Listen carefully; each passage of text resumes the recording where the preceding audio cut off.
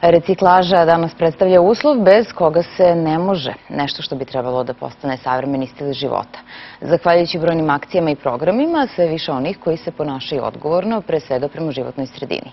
O reciklaži i pre svega elektronskog otpada ovoga jutra razgovaramo s našom gošćom Zorana Nikolić, izvršni direktor SET reciklaže. Dobro jutro, dobrodošli. Dobro jutro, došli se, bolje vas našli. Akcija Cash the Trash, koju mi pratimo već izvesni period, podrazumeva da radnici SET-a dolaze na adresu građana, preuzimaju uređaje i isplaćuju novac na licu mesta.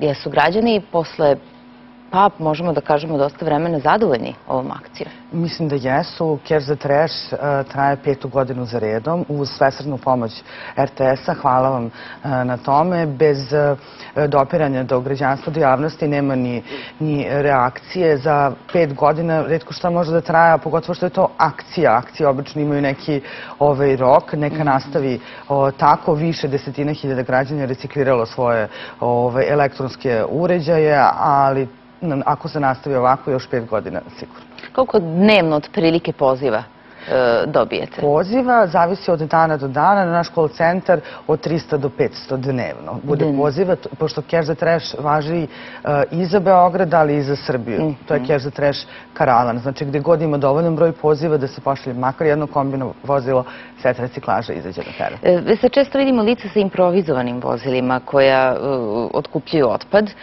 Ako i oni dolaze na adresu i takođe isplaćuju novac, kao i vaša akcija Cash the Trash, koja je razlika? Ogromna. Hvala puno na tom pitanju. Prvo, sa neke lične strane, mislim da nije svejedno svakoga pustiti u kuću. Prosto, eto, naši radnici, znači, imaju svoju uniformu, imaju svoja vozila, brendirano, zna se da je SET reciklaža, zna se da je zero waste, naša poslovna filozofija, znači, nula otpada. To onako kao sa lične strane nije svejedno pustiti svakoga u kuću, jer drugi kolegi iz call centra najave dolazak ekipe, znači, tačno znate i kad će doći i ko će doći. A sa ove poslovne strane mi otkupljujemo elektronski otpad radi reciklaže, radi upravljanja otpadom i zaštite životne sredine. Kao što sam već rekla, naša poslovna filozofija je zero waste, znači nula otpada. Otići na reciklažu, izdvojit će se sekundarne sirovine, vratit će se u ponovni proces proizvodnje, ali ono što je ključno jeste zbrinut će se izdvojeni opasan otpad. Ne bih da sudimo drugima, naravno pogotovo ne o legalnim operaterima, ali ove situacije o kojima ste me pitali, improvizovana vozila i tako dalje, mislim da to jeste ključ, problem u stvari, a ne rešenje, zato što ako bi se svako bavio bez posebne licence, bez posebnih dozvola, onda bi svi samo vršili promet sekundarnih sirovina, niko ne bi zbrinjavao opasan otpad, a to je poenta reciklaže. Koliko vratiti novu sirovinu u upotrebu, toliko izbrinuti izdvojeni opasan otpad. Sad kad pričate o sirovinama koje se vraćaju u novu upotrebu, na koji način se vraća, odnosno šta se dešava sa sirovinama posle tretmana u SET reciklaži? Posle tretmana u SET reciklaži, znači mi imamo izdvojenu sekundarnu sirovinu i imamo izdvojen opasan otpad. I taj opasan otpad je negde nekom nova sekundarna sirovina. Nažalost, u Srbiji još uvijek nije infrastrukturno toliko jako implementacija tih vrsta opasnih otpada, ali sve se vraća u ponovnu proizvodnju. Znači, plastika od kućišta će biti neka druga plastika, a, izvinjavam se, za jednu kategoriju niža plastika. Neće biti plastika od kućišta, ali će biti plastika za ukrasni spojler na automobilu. Znači, svaka sirovina nađe svoj put do nove proizvodnje. Staklo se u inostranstvu koristi kao deo asfaltne baze, gde smanjuje trag kočenja i tako dalje. Znači, sve ima svoju namenu, samo posle reciklaže. I naravno, sve vreme dok mi pričamo, gledalci mogu da vide i broj telefona 0800 250 000. To je besplatni poziv vaša call centra. Svako domaćinstvo u suštini ima bar jedan aparat tokom vremena koji zaslužuje reciklažu, a ne tek tako bacanje.